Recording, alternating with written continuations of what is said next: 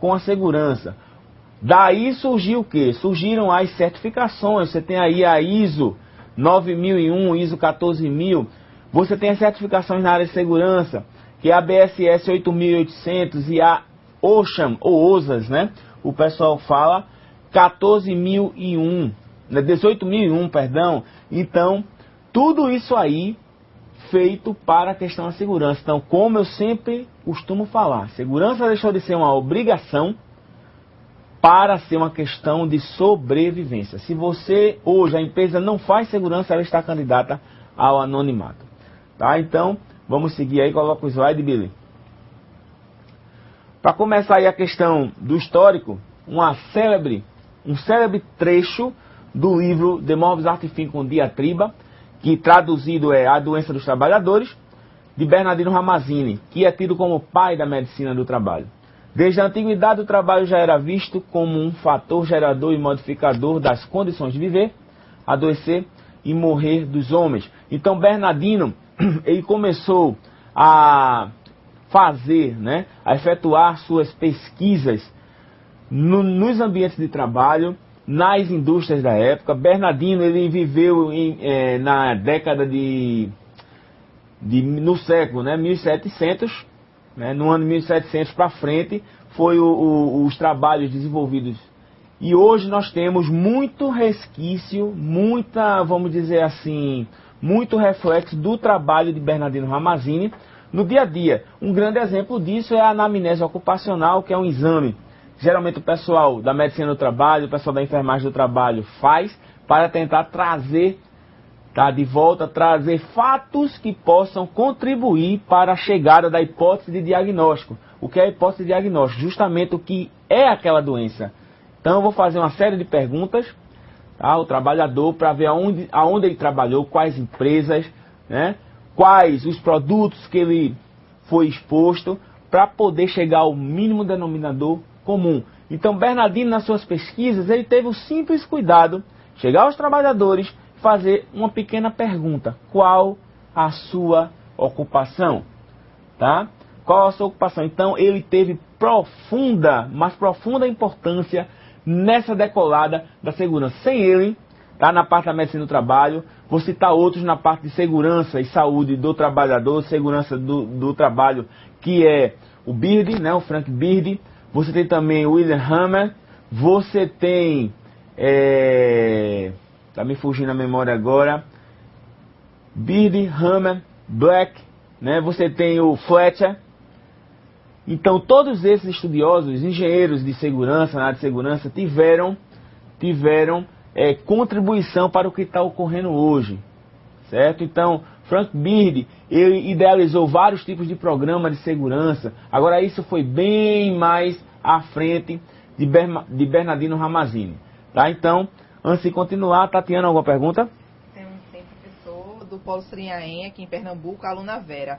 Toda empresa é obrigada por lei a ter técnicos em segurança? Ok, Vera. A lei, a norma, né, NR4, norma regulamentadora número 4, que trata do serviço especializado em engenharia de segurança e medicina do trabalho, ela se embasa na seguinte teoria: existe uma classificação, que é o CNAE, Código Nacional de Atividade Econômica, né? Então, em cima desse CNAE, se classifica as empresas por grau de risco, e em cima desse grau de risco, tá? Em cima desse grau de risco, há um dimensionamento do SESMIT. Então, só para ter um exemplo, empresas de grau de risco 4, que é o grau máximo, vamos dar um exemplo aí da construção civil pesada, construção de viadutos, pontes, né, que trabalha com explosivos, é um tipo de construção que o risco é 4, é o risco máximo. E a partir de 51 funcionários, uma empresa de grau de risco 4 é obrigada, tá? Se torna obrigatório a contratação de um técnico de segurança. Aí vai mudando a quantidade de profissionais a partir do momento que esse número for aumentando. Vamos supor, essa mesma empresa expande os seus negócios, contrata mais 51, aí vai para 102. A partir de 101 funcionários, precisa de 2 técnicos de segurança. Mas você vai ver esse dimensionamento Lá na NR4 tem uma tabelinha, tem os anexos 1 e 2, a tabela 1 e 2, e você vai poder ver o dimensionamento. E esse dimensionamento você vai aprender a fazer e saber o porquê no modo de prevenção de acidentes. Mais alguma pergunta, Tatiana? Não, só o Paulo Cabo que pede para dar um alô aos alunos. Ok, Bruno, né? Bruno aí no Cabo. Um alô para o pessoal aí do Cabo, os novatos, né? Os novos alunos. Sejam bem-vindos e sejam bem-vindos à família Tebrax. Mais alguma coisa? Não, mais nada. Ok. Então, vamos seguindo. Vamos lá, Billy. Vamos lá, Billy. Essa foto aí, né, a gente já coloca propositalmente. O que é que esse grego está fazendo aí? Será que ele é grego mesmo? É grego ou não é? Deixa eu perguntar à minha assistente, que ela também vai receber o diploma, né? Porque já tá se formando também em conjunto com o pessoal, de tanta participação que ela tem na aula. Tatiana, esse cidadão aí, Aristóteles, ele é grego ou não é? É ou não é? É? Não é? É. Veja só, existe uma polêmica. Aristóteles, ele é macedônico. Nasceu na Macedônia.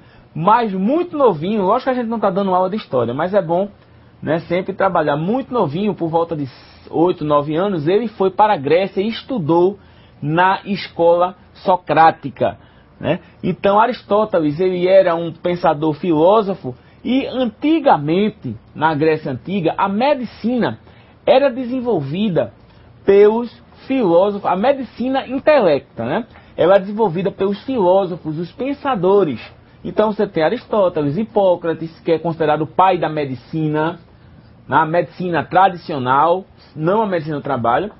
Então Aristóteles, ele tem profundos estudos e começava a fazer menções de doenças relacionadas ao trabalho, que principalmente naquela época assolava os mineiros, né? Você vai ver que a história da segurança do trabalho, ela bate muito com a indústria da época. Tá? Não só Aristóteles, como Hipócrates, como Platão, todos esses filósofos, estudiosos, têm contribuições para a saúde do trabalhador. Tá?